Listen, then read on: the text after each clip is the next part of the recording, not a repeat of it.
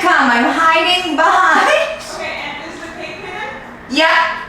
Okay. But like you have to be careful. You can't like be tall. Okay. I'm not tall. And the camera's on? Yeah. This is so fun. I look ridiculous.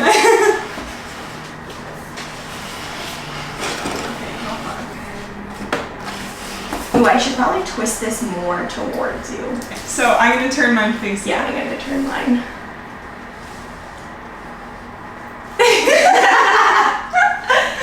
Okay, ready? Set. Ashleigh asked me to make a prediction about her cake, and I have no idea.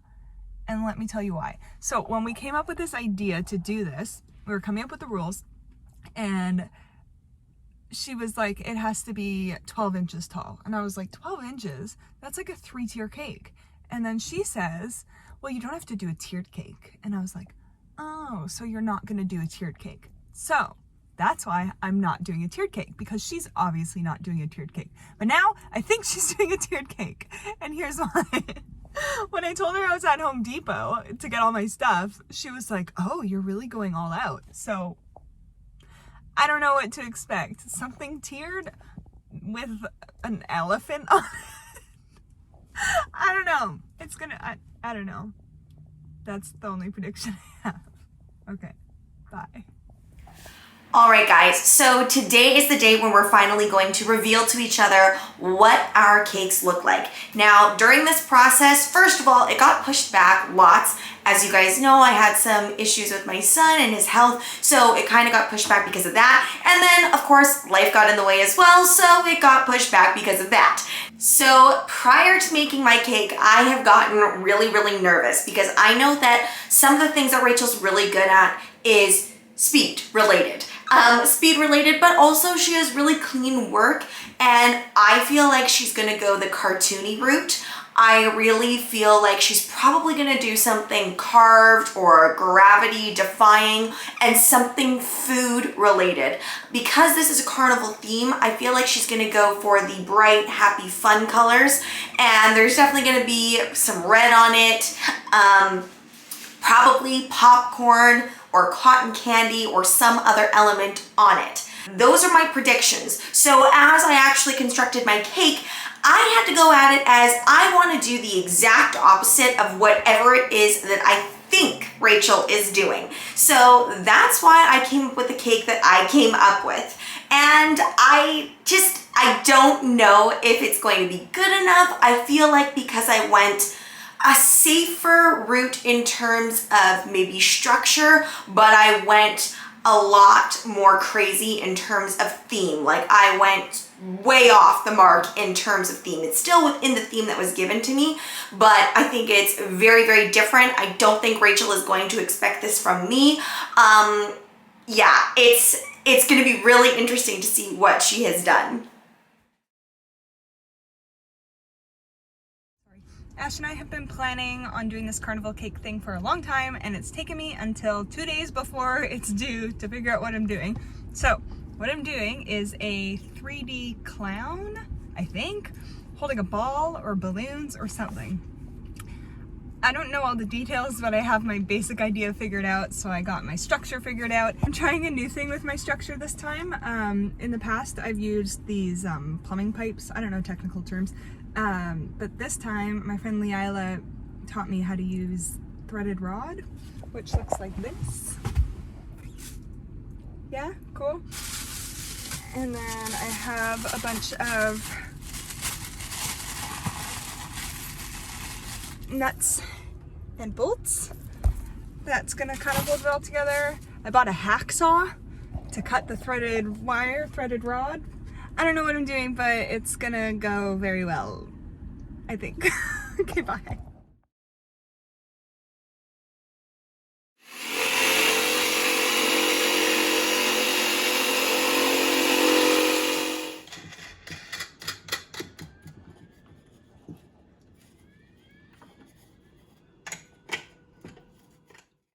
So I feel like we all have our people that we use in order to help make structures for cakes. I've often used my friend Martin. I always use my husband Jordan. And that was Murray, who did a fabulous job putting this all together. I'm pretty sure she's utilized him before to help her with her cakes that need carving or specialized structure like this one. So as we can see, she does have some styrofoam underneath. We said minimal inedible supports. So this is what she chose to go with. And she's also putting on this special tape. What this tape does is it basically protects your cake and makes sure that it's food safe. I love utilizing this stuff because it's nice and sticky and it can be formed to any shape. It is the perfect thing to use.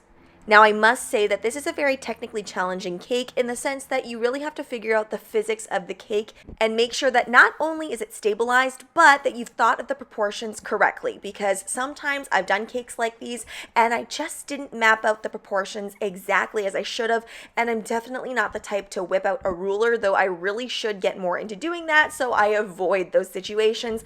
Obviously, Rachel nails it with this, but I feel like, unlike with tiered cakes, there's not a whole lot of room for error in this, because once you start and you start putting things on, if it doesn't match up correctly, it's really hard to redo everything and make sure that it still looks like whatever it is that you want it to look like. So she is utilizing chocolate cake with chocolate buttercream. Her chocolate cake recipe is very stable, super carvable. Both her vanilla and chocolate cake are stable, but I know that a lot of people sometimes avoid chocolate cake because they haven't found a stable recipe. Hers is quite solid. As a general rule of thumb, when we are making things like a carved cake, we go with a wooden base to support all of that structure. If you try to go with a cake board or anything of the like, it's going to be way too flimsy.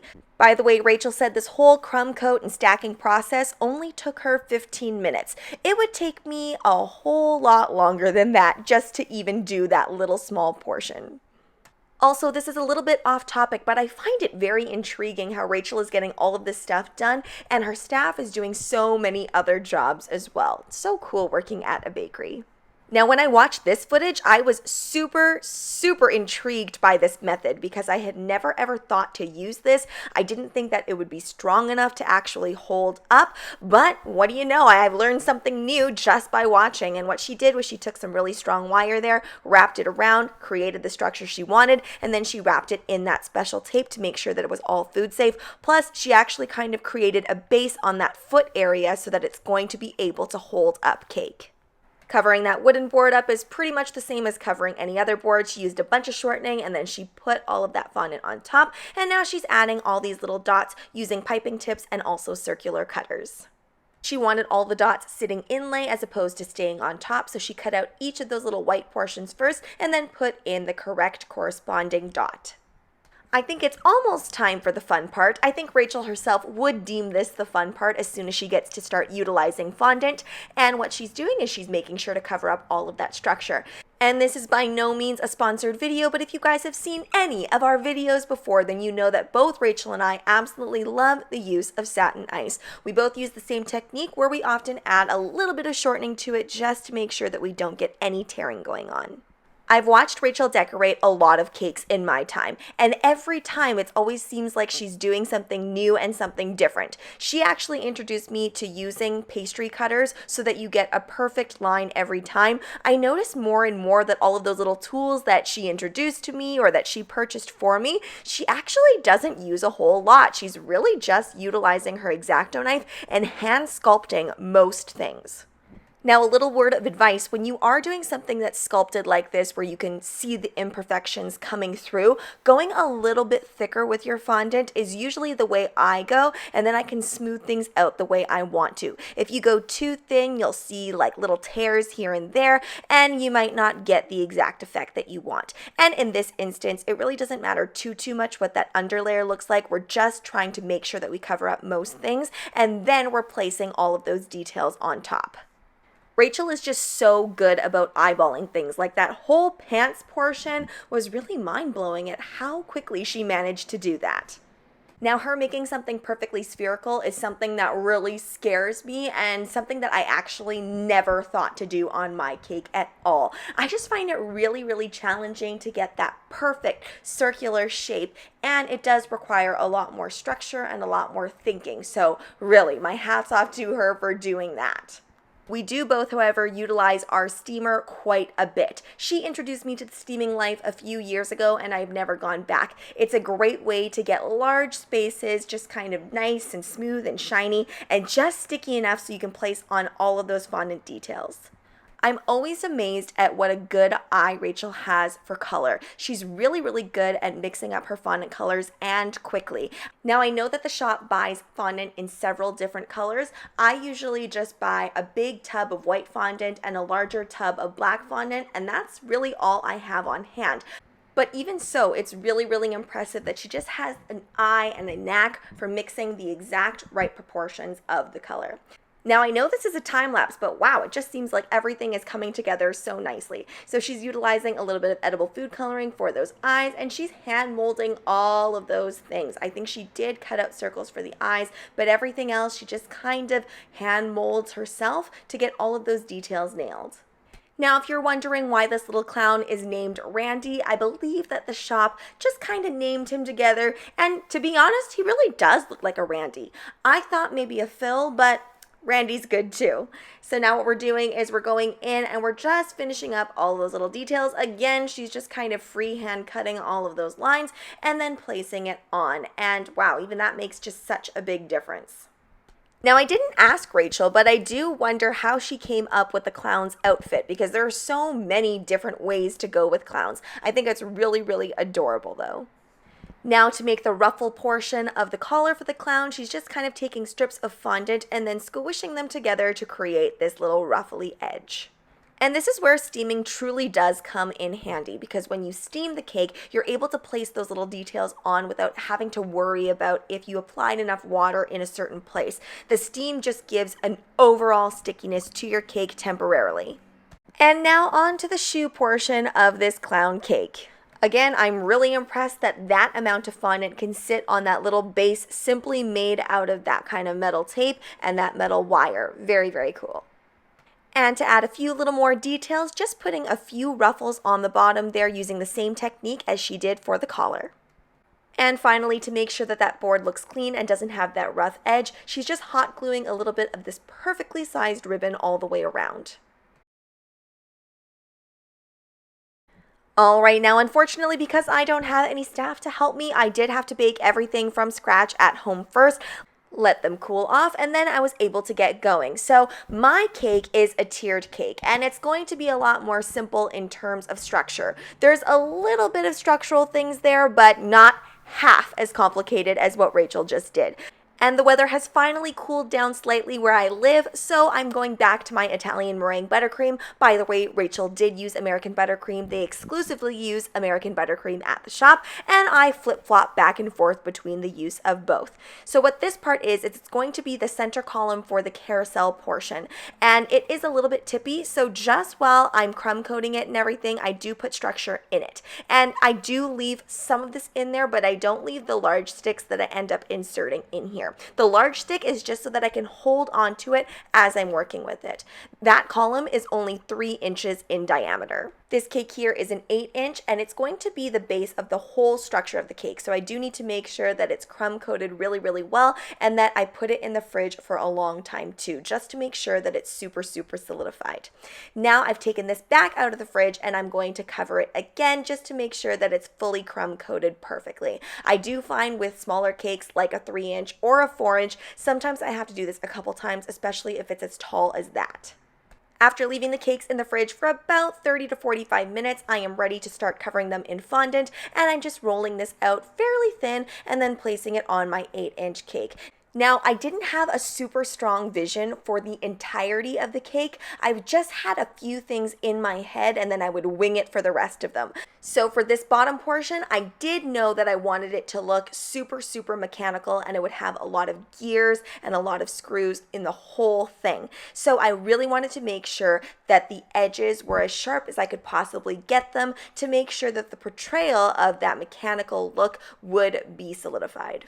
I didn't want to put any ribbon or any border on this bottom portion to really give it that mechanical look. So I really needed to be careful that when I was laying down that fondant, I didn't get any folds whatsoever.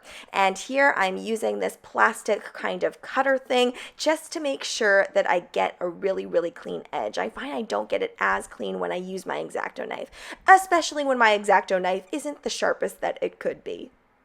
After getting that to a place where I was happy with it, I took my bench scraper here to create these straight lines. So I really needed to make sure that I kept everything relatively up and down. I'm sure there's impression mats for this type of thing, but I say why buy an impression mat that specifically does this when you can just do it with your bench scraper for much cheaper. One observation that I can also make about the difference between my cake and Rachel's cake, other than obviously the complete style difference, is that she barely used any cake tools to create her work, whereas I'm using like all the tools that I have. So I utilized that piping tip there. I also utilized that little green tool just to make sure that I get all those indents. And I'm kind of being haphazard about where I'm placing these different screw portions. I just really want to make it look very industrial and mechanical looking. You'll also notice that occasionally I'm placing that smoother on top. The reason is because when I'm making those different indents, it sometimes creates a little bump on the top edge, and I really want to make sure that stays as clean as I possibly can make it. Now this little cake is going to be the bottom portion of the carousel. Now what's interesting is the size and the shape of all these things was really dictated by my vanilla cake recipe. I multiplied it by 2 and I just kind of said whatever amount of cake I get out of that is what I'm going to make. One of the reasons that I actually didn't go with a 3D carved cake, though I love doing carved cakes, is because I knew I would have to make a lot more cake than I would actually utilize for the structure. And since this is something that I was doing from home, I decided to go the route of just making a tiered cake in which the only bits of cake that I wouldn't be utilizing are the stuff that I leveled off. Now I specifically purchased these little gear molds for this project, and I also purchased the little horse molds too. They were quite pricey, so I'll show you guys at the end of the video how much we both spent on making our cakes, so make sure you stick around for that. So when I'm utilizing these, at first, whenever I utilize a new mold, I always find I have to kind of sink into it. It doesn't always work the first few times, but once I get the hang of it and I see how much I really need to punch in that fondant and the proper way to take off the excess, because I find that different molds have different feels, so it does take a little while. And honestly, I thought that making all of these different things would take a lot less time, but I want to say that I spent a good 2 hours just cutting out all of these different things. I can't imagine how long it would have taken if I actually hand cut all of these.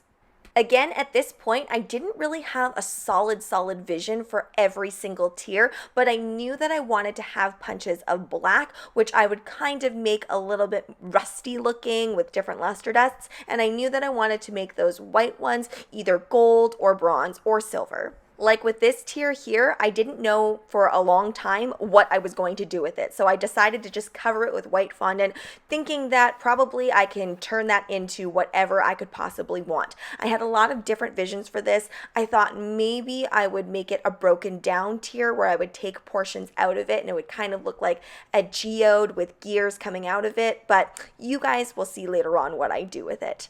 So now what I'm doing is I'm finally getting to the airbrushing stage and putting on all of the details. So I'm just taking a silver airbrush here and I'm putting it all over the tier. And you guys know my airbrush is broken, so I'm having to kind of hold the hose down as I utilize this at the same time. Word of advice, guys, whenever you're using your airbrush colors, make sure to shake them up quite a bit. I always find if I don't shake up my silver enough, I get really blue or green tones coming through. So just to get that really silvery tone, you want to make sure that you shake. And what I'm doing right now is I'm kind of directing that airbrush right at those screws so that it gives a little bit more depth. And then I go back and I put them all along the border, and I also do a little bit more on the lines and the edge as well. I end up utilizing my airbrush a lot more than I thought I would for this cake. I thought I would use some petal dusts here and there, but I found that the airbrush just gave me the quality that I wanted. So what I'm doing here is I'm taking this whole tier and I'm covering it completely in gold. And again, I knew I wanted this to be the base of the carousel, but I really didn't have a specific vision as to how I was going to achieve that. I just kind of thought, okay, yep, that'll be the base, and it'll come to me once I see everything all stacked together. I found this whole process very strange for me because I knew that this project was coming. I knew what the theme was, but it was like I had left it on the back burner over and over and over again. And then when it came time to actually make it, I kind of just jumped into it without really having a vision. I had elements in my head that I wanted to recreate. I knew I wanted to do something steampunk or dark or gothic, something very, very the opposite of happy, but not necessarily scary, just kind of darker and more dramatic. So the gear portion and the carousel was a no-brainer. Other than that, I really didn't have too much in my head. And the reason that I got inspired by this whole carousel and steampunk look is because I actually saw that there was a steampunk carousel somewhere in the world, and it looked really, really cool. It did have kind of sea animals everywhere. I knew I didn't want to do that, and I was hoping that I would get a little bit more steampunkish with the horses, but the reason they don't look as steampunk is because the horse mold actually turned out to be way smaller than I thought. Had the horses been a little bit bigger, I probably would have modified them a bit more. I'm constantly trying to work on structure and stability with my cakes, and because I know that this is going to have to go through a lot of movement, I'm really trying my best to make sure everything is stable. One of the big mistakes that I used to make was not making sure that all of those bubble tea straws sat evenly. You want to make sure that they're all the same even height so that you don't get any gapping and you don't get any tilting whatsoever. And it's really important to make sure that you place boards in between plus a center dowel so that nothing shifts. I was really happy with the sizing of that 3-inch on top of that 6-inch. I wasn't sure if it was going to be enough of a gap, but luckily it turned out to be just right. And it really does mimic that carousel that I saw earlier.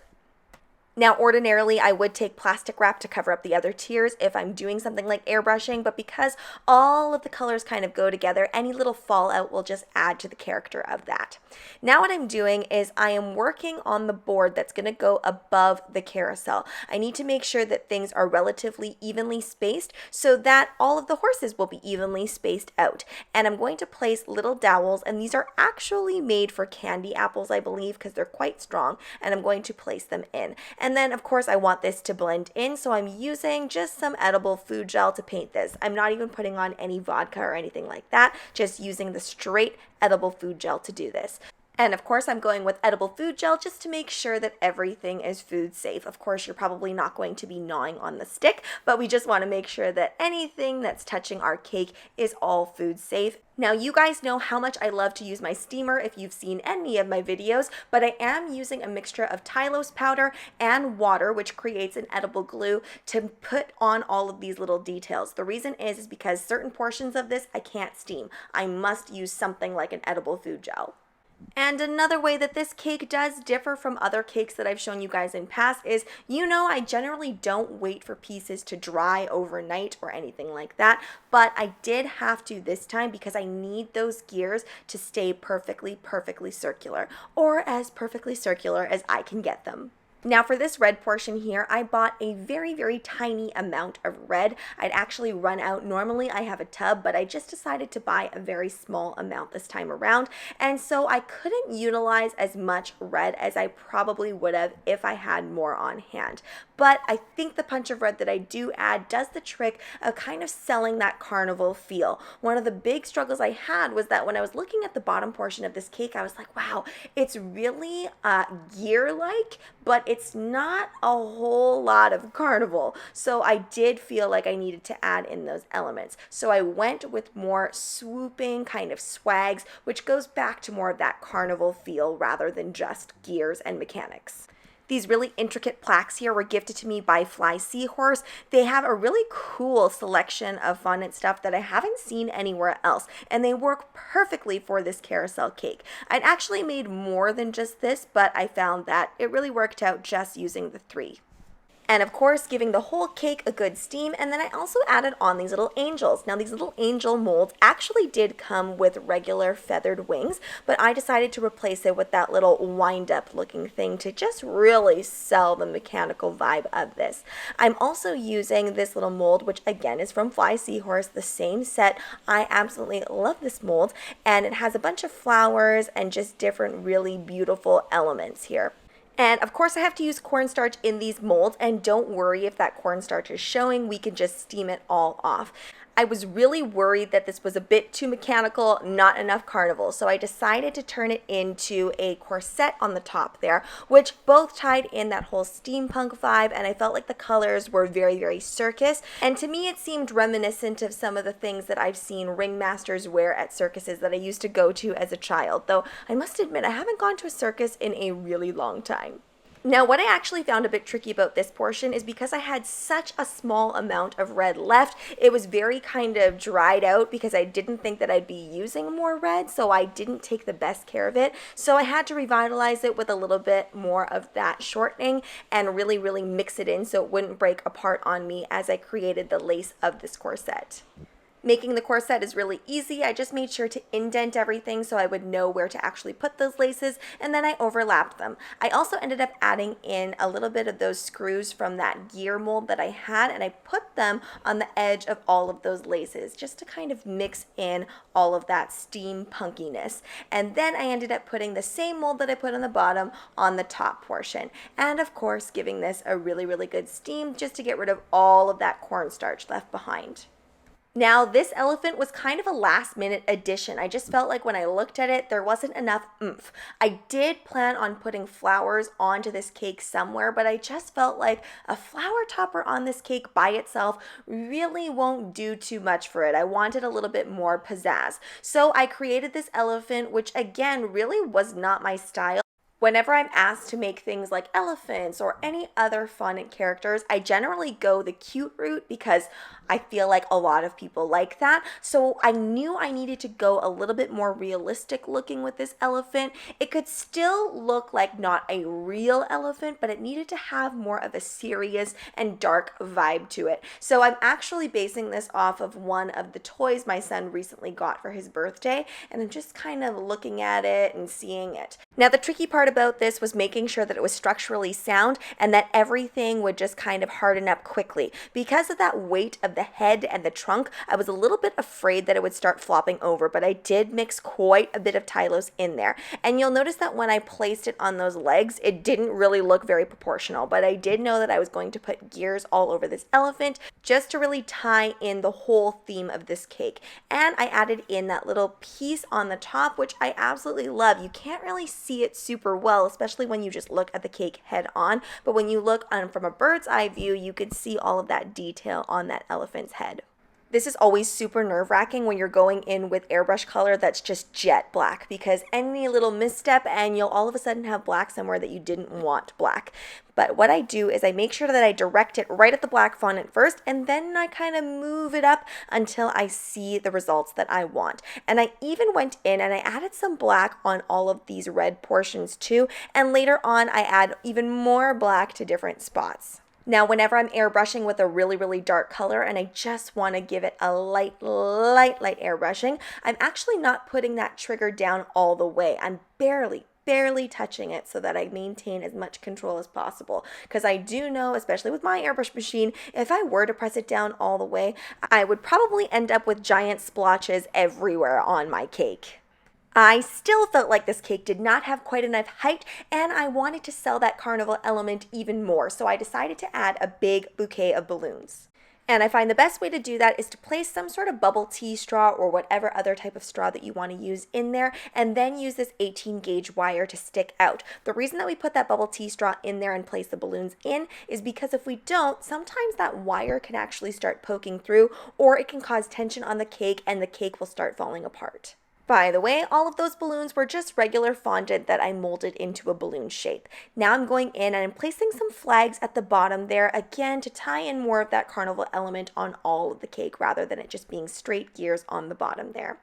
Now I'm going to be making some flowers, and I actually made my flowers this way to kind of trick my regular viewers, because I know my regular viewers always see me use my favorite flower mold, and these just give a little bit of a different look than my flower mold. But I noticed that some of you did comment that you thought this was my cake because you saw the roses that I usually like to make on here. And to tie that all together, I'm again going in with a little tiny bit of black airbrush. I want to maintain most of this color because I really do like that purple and burgundy mixed with all the metallics and the red. So this cake took me about 7 hours of active time. This does not count when I put things in the fridge or let things rest. So 7 hours active cake decorating time. And this cake cost me approximately $150 Canadian. I did have to buy a lot of fondant last minute instead of going through my usual supplier, so that did take up quite a bit of the cost. And I also invested in all of those different molds that I used specifically for this cake that I did not own. And for Randy the Clown, it took 3 hours and 15 minutes total active time to create this adorable cake. And Rachel spent approximately $100 Canadian in supplies creating this. And I'm going to assume that a lot of that cost came from the structural pieces that were used in this, as well as the fondant.